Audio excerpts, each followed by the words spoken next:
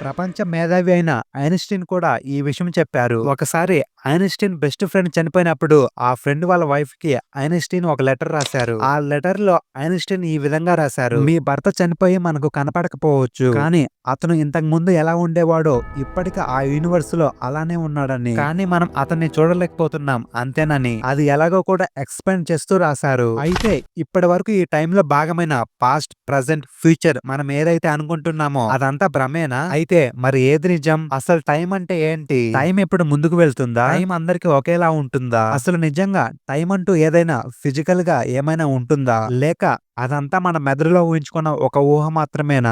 మన పురాణాల్లో మునులు, ఋషులు జరిగిపోయిన గతాన్ని చూసి రావడం లేదా భవిష్యత్తులో ఏం జరుగుతుందని చెప్పగలగడం చూస్తూ ఉంటాం. అయితే గతం అనేది ఆల్రెడీ జరిగిపోయింది. మన మెదడులో జ్ఞాపకాల రూపంలో తప్ప గతం అంటూ మళ్ళీ వేరే చోట ఉండడానికి అవకాశం లేదు కదా! మరి అసలు ఎక్కడా లేని గతంలోకి వెళ్లి ఏం జరిగిందని ఎలా చెప్పగలిగారు? ఇక భవిష్యత్తు విషయానికొస్తే ఇంకా జరగనే లేదు. మన ఋషులు అసలు జరగని భవిష్యత్తుని ఎలా తెలుసుకునేవారు? ఇలా గతంలోకి, భవిష్యత్తులోకి వెళ్ళగలుగుతున్నారంటే ఈ పాస్ట్ అండ్ ఫ్యూచర్ ఎక్కడైనా ఉండడానికి అవకాశం ఉందా? అంటే అవునని అంటున్నారు శాస్త్రవేత్తలు. ఇప్పుడు మనకు ప్రెజెంట్ అనేది ఎంత క్లియర్ గా ఉందో అంతే క్లియర్ గా జరిగిపోయిన పాస్ట్, జరగబోతున్న ఫ్యూచర్ ఈ 2 కూడా ఉంటాయంట. ఇలా ఈ విశ్వం ఎన్నో మిస్టరీలతో నిండి ఉంటుందో ఈ టైం అనేది కూడా అంతే మిస్టరీస్ గా ఉంటుంది. మరి అలాంటి ఇంట్రెస్టింగ్ టైం గురించి మీరు కొంత టైం కేటాయించి ఈ వీడియోను పూర్తిగా చూడండి. ఎన్నో ఇంట్రెస్టింగ్ విషయాలు ఈ వీడియోలో తెలుసుకుంటారు. టైం ద్వారా నియంత్రించబడుతున్న ప్రపంచంలో మనం ఉంటున్నాం. ప్రతిరోజు ఎన్నో సార్లు మన మాటల్లో టైంని ఉపయోగిస్తాం. కానీ అసలు టైం అంటే ఏమిటి? మనల్ని ఎవరైనా టైం బొమ్మ గీయమంటే మనం ఏం గీయగలం? మహా అయితే ఒక గడియారం బొమ్మ గీస్తాం. కానీ గడియారం అనేది గడుస్తున్న కాలాన్ని కొలిచే పరికరం తప్ప అది టైం కాదు. మరి టైం అంటే ఎలా ఉంటుంది? అసలు ఈ టైం ఎలా వచ్చింది అనేది చూస్తే మొట్టమొదటిసారిగా ఈ నేచర్ మనకిచ్చిన సూర్యుడు, భూమి అనే క్లాక్ ద్వారా టైం ని కొలవడం మొదలు పెట్టారు. ప్రకృతిలో భూమి సూర్యుని చుట్టూ తిరగడం వల్ల ఏర్పడే పగలు, రాత్రి అనే సైకిల్స్ ని బట్టి టైం ని ఒక రోజుగా మెజర్ చేసేవారు. తర్వాత సన్ రైజ్ ద్వారా రోజులు గంటలుగా, పెండులం వంటి పరికరాలను యూజ్ చేసి గంటలను నిమిషాలుగా, నిమిషాలను సెకండ్లుగా మార్చి టైం ని కొలవడం స్టార్ట్ చేశారు. సమయాన్ని కొలవాలనే ఆలోచన రావడం ద్వారా మనకి ఇవన్నీ వచ్చాయి. కానీ బహుశా వేరే గ్రహాల మీద ఎవరైనా ఉండి ఉంటే వాళ్ళకి అసలు టైం అనే కాన్సెప్ట్ ఉండి ఉండకపోవచ్చు. కాబట్టి ఈ టైం అనేది ఒక భ్రమ. ఇది కేవలం మనిషి ఊహించుకున్న ఒక ఊహ మాత్రమే తప్ప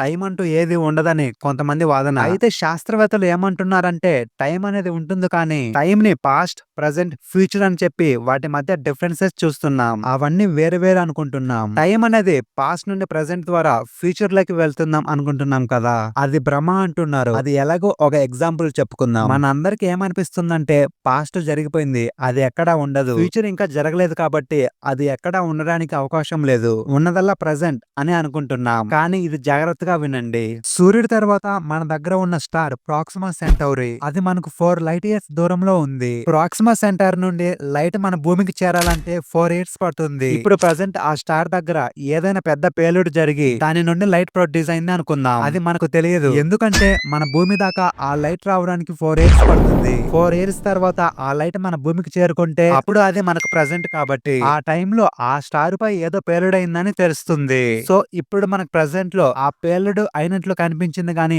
ఆ పేలుడు జరిగి 4 ఇయర్స్ అయింది. అలాగే మన భూమి నుండి 3 లైట్ ఇయర్స్ లో మరొక గ్రహం ఉంది అనుకుందాం. దాని మీద ఒక మనిషి ఉంటే అతనికి ఇంకా ఆ పేలుడు కనిపించదు. ఎందుకంటే దూరం ఎక్కువగా ఉండడం వల్ల ఆ స్టార్ నుంచి వచ్చిన లైట్ ఆ గ్రహానికి చేరుకోవడానికి ఇంకా టైం పడుతుంది. ఇప్పుడు జాగ్రత్తగా ఆలోచిస్తే ఆ పేలుడు జరిగిందని ఒక సంఘటన పేలుడు జరిగిన ప్రాక్సిమా సెంటౌరీ నక్షత్రం దగ్గర 4 ఇయర్స్ బ్యాక్ జరిగింది. కాబట్టి అది అక్కడ గతం. 4 ఇయర్స్ తర్వాత అంటే ఇప్పుడు మన భూమికి చేరుకుంది కాబట్టి అది మనకు ప్రెజెంట్. ఇప్పుడు జరిగినట్లు అనిపిస్తుంది. అదే మనకు దూరంగా ఉన్న నక్షత్రం మీద ఉన్న వ్యక్తికి అది ఫ్యూచర్. ఎందుకంటే ఆ లైట్ ఇంకా అక్కడికి చేరుకోలేదు. కాబట్టి ఆ వ్యక్తికి ఆ పేలుడు జరిగినట్లు కూడా తెలియదు. ఫ్యూచర్ లో మరో 3 ఇయర్స్ తర్వాత అది అక్కడ అతనికి కనిపిస్తుంది. సో ఒకటే సంఘటన ఒక చోట పాస్ట్ గా, మరొక చోట ప్రెసెంట్ గా, మరొక చోట ఫ్యూచర్ గా ఉంది. అందుకే సైంటిస్టులు ఈ మూడిటి మధ్య మనం ఊహించుకుంటున్న తేడా అనేది ఒక భ్రమ అని. ప్రెసెంట్ అంటే ప్రస్తుతం, అంటే రియల్ గా మనకి ఏదైతే కనిపిస్తుందో, అలాగే పాస్ట్ అండ్ ఫ్యూచర్ అంతే రియల్ గా ఈ యూనివర్స్ లో ఉంటాయని సైంటిస్టులు చెప్తున్నారు. దీనినే ఎటర్నలిజం అని అంటారు. చాలా ఆశ్చర్యంగా ఉంది కదా. ఇదే కాదు, టైం అనేది ఎన్నో మిస్టరీస్ తో కూడుకున్నది. చాలా కాలం వరకు టైం కి అంత ఇంపార్టెన్స్ ఉండేది కాదు. కానీ ఐన్స్టీన్ ప్రతిపాదించిన సిద్ధాంతంతో టైం అనేది మరింత కాంప్లికేటెడ్ గా మారింది. మన అందరం టైం టైం అనేది అందరికి ఒకేలా ఉంటుంది. అన్ని చోట్ల ఒకేలా గడుస్తుంది అనుకుంటాం. న్యూటన్ కూడా అదే ప్రతిపాదించాడు. కానీ ఐన్‌స్టీన్ మాత్రం అది తప్పని నిరూపించాడు. ఐన్‌స్టీన్ థియరీ ఆఫ్ రిలేటివిటీ ప్రకారం వేగంగా ప్రయాణిస్తున్నప్పుడు టైం అనేది స్లోగా గడుస్తుంది. ఇద్దరు వ్యక్తుల నుండి వారిలో ఒకరు కదలకుండా కూర్చొని మరొక వ్యక్తి మాత్రం చాలా వేగంగా ప్రయాణిస్తాడు అనుకుందాం. కూర్చున్న వ్యక్తి కన్నా వేగంగా ప్రయాణించే వ్యక్తికి టైం స్లోగా గడుస్తుంది. ఒకవేళ అతను వేగంగా లైట్ స్పీడ్ తో వేగంతో ప్రయాణిస్తే అతనికి దాదాపు టైం ఆగిపోయేంత స్లోగా అవుతుంది.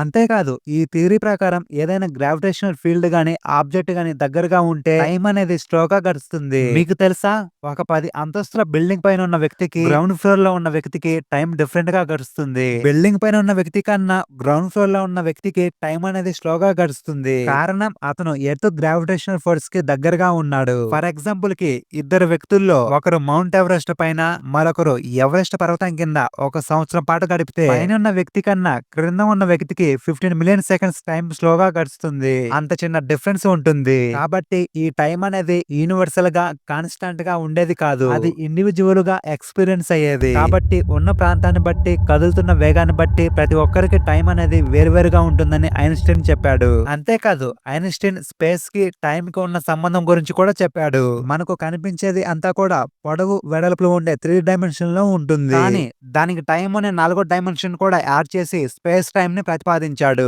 ఈ యూనివర్స్ మొత్తం కూడా స్పేస్ టైం అనబడే 4 డైమెన్షన్ ఫ్యాబ్రిక్ లా ఉంటుంది. ఈ స్పేస్ అండ్ టైం రెండు వేరు వేరు కాదని వేరు చేయలేమని చెప్పాడు. టైం కూడా స్పేస్ లాంటిది. మనకు స్పేస్ లో ఆబ్జెక్ట్స్ ఎలా ఉంటాయో ఈ టైం లో మూమెంట్స్ కూడా అలానే ఉంటాయి. ఈ ఆలోచనే బ్లాక్ యూనివర్స్ అనే థియరీ పుట్టుకకు కారణమైంది. బ్లాక్ యూనివర్స్ థియరీ ప్రకారం ఈ యూనివర్స్ అనేది 4 డైమెన్షనల్ గా ఉండే ఒక పెద్ద బ్లాక్ లాంటిది. ఈ యూనివర్స్ లో జరిగే ప్రతి మూమెంట్ పాస్ట్, ప్రెజెంట్, ఫ్యూచర్ అన్ని కూడా ఫ్రేమ్స్ లాగా ఒకే సిరీస్ లో ఉంటాయి. ఈ సిరీస్ లో ఒక ఫ్రేమ్ నుండి మరొక ఫ్రేమ్ కి కదులుతున్నప్పుడు మనం ఏ ఫ్రేమ్ దగ్గర అయితే ఉన్నామో దాన్ని ప్రెజెంట్ అని అంటున్నాం అంతే. మనం సినిమాల్లో చూస్తే ఫోటో ఫ్రేమ్స్ అనేవి ఒకదాని తర్వాత ఒకటి వేగంగా ప్లే అవడం వల్ల అది తెర మీద మనకు వీడియోలా కనిపిస్తుంది కదా. అలాగే ఈ స్పేస్ టైమ్ లో ఆల్రెడీ ఒక సిరీస్ లో ఉన్న మూమెంట్స్ అన్ని ఒకదాని తర్వాత ఒకటి ఎక్స్పీరియన్స్ చేస్తున్నాం అన్నమాట.